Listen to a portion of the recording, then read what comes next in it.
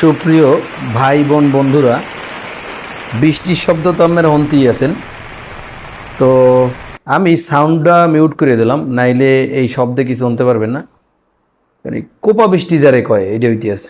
তো আজকে আমি যে ভিডিওটা করতেছি এটা আসলে বৃষ্টির দিনে ছাগলের কি কি সমস্যা হইতে পারে, অথবা ছাগলের কিভাবে সুস্থ রাখা যায়, আর আমি কেমনে আসলে এই বৃষ্টিতে ছাগলগুলোরে সুস্থ রাখি, এইগুলো আপনারা আগে একটু দেখামো।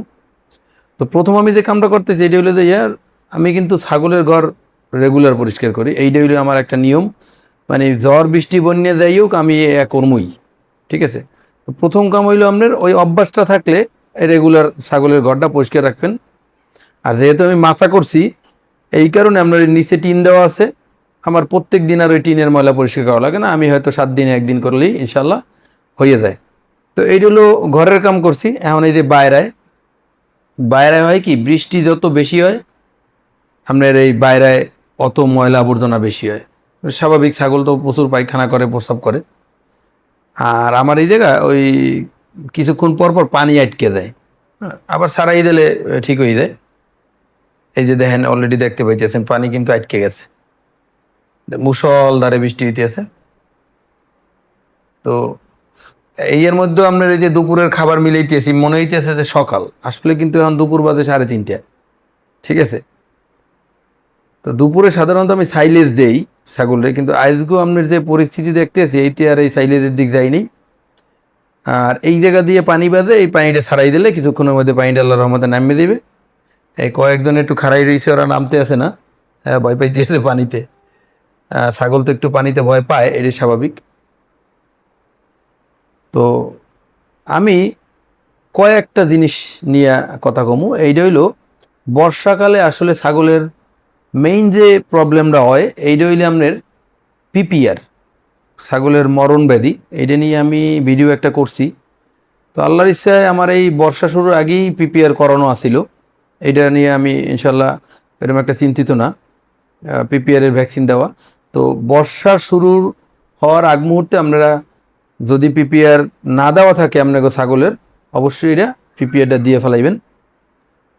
এইটা হইল সবচেয়ে বড় ঘটনা, পিপিআরটা। এই রোগ হইলে তো আর ছাগল বাঁচে না, এটা জানেন। আর হইল, যদি আপনি ছাগলের ঘর পরিষ্কার না রাখেন তাইলে হইবে কি, অ্যামোনিয়া গ্যাসটা তৈরি হইবে এই বর্ষাকালে, ঠিক আছে, যেহেতু রৌদ্র কম। তো অ্যামোনিয়া গ্যাস হইলে অনেক সময় দেখা গেছে যে ছাগলের চোখে আপনার রোগ হইতে পারে।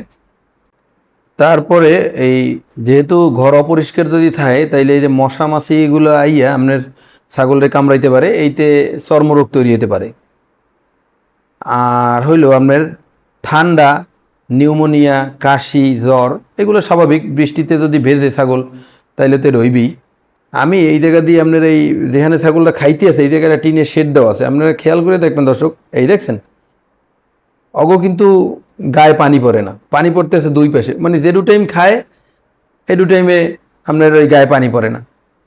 তো যাই হোক, মুষলধারে বৃষ্টি হইলে আসলে 2-1 ফোঁটা ছাগলের গায়ে লাগতে পারে, এটাই স্বাভাবিক। কিন্তু ছাগল যে জায়গা থাহে ওই জায়গাটা যদি আপনার এরপর শুকনো থাকে, ওই জায়গাতে যদি কোনো পানি পুনি না পড়ে তাইলে তো আর ওর রাত্রবেলা বা ওরা যখন আশ্রয় নেয় তখন কিন্তু আর ঠান্ডাটা লাগার সম্ভাবনাটা থাকে না। এইটা অবশ্যই খেয়াল রাখতে হবে যে ছাগলের ঘরে কোনো অবস্থায় জানি আপনার পানি না পড়ে। তো দর্শক, আমি আপনাকে দেখাইতেছি আর একটা রোগ হয় বর্ষাকালে, এইটা হইলো এই দেখেন খুরা রোগ।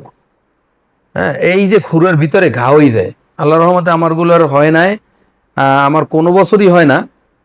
এবছরের কথা তো জানি না, অ্যাডভান্স কইয়া লাইলাম, ঠিক আছে। তো এই জিনিসটা খেয়াল রাখবেন, অতিরিক্ত পরিমাণ পানিতে যখন ভেজে তখন কিন্তু এই খুরা রোগটা হওয়ার সম্ভাবনা থাকে। আর হইলো খেয়াল রাখবেন যে ছাগলের এই নাক দিয়ে পানি পড়ে কিনা, এইটা খেয়াল রাখবেন। তার মানে কি, ঠান্ডা লাগছে কিনা। এই জিনিসগুলো যদি আপনি সতর্ক থাকেন ইনশাল্লাহ আপনার বর্ষার দিনে কোনো ধরনের প্রবলেম হওয়ার কথা না। আর একটা বিষয় হইলো যে আমরা যারা এই দানাদার খাওয়াই, এই খাওয়ানগুলো তো আসলে আমরা মিক্স আপ করে রাখি এক জায়গায়।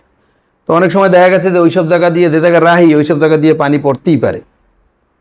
তো যদি পানি পড়ে আর খাবারে যদি ফাঙ্গাস তৈরি হইয়া যায় তাইলে আর আপনারা ওই খাওয়ানটা খাওয়াইবেন না। কারণ তাইলে পেটে বিভিন্ন ধরনের সমস্যা হইতে পারে, আমাশা হইতে পারে, ডায়রিয়া হইতে পারে, পাতলা পায়খানা যেটারে কয় আর কি, সেইটা হইতে পারে। তো অবশ্যই এইটা খেয়াল রাখবেন যে খাবারে ফাঙ্গাস পড়ে ওইটা পরবর্তীতে রোদ রোদলে শুকাই আবার খাওয়াইবেন। তা দর্শক, এই দেখেন বর্তমানে কোপা বৃষ্টির মধ্যে আমার ঘরের অবস্থাটা দেখেন, এক ফোঁটাও কোথাও ইনশাল্লাহ পানি নেই। তো এইভাবে যদি আপনারা মেনটেন করতে পারেন বর্ষায়, কিছু হইবে না ছাগলের ইনশাল্লাহ। তো সবাই ভালো থাকবেন দর্শক, আমার জন্য দোয়া করবেন। আসসালামু আলাইকুম রহমতুল্লাহি ওয়া বারাকাতুহু।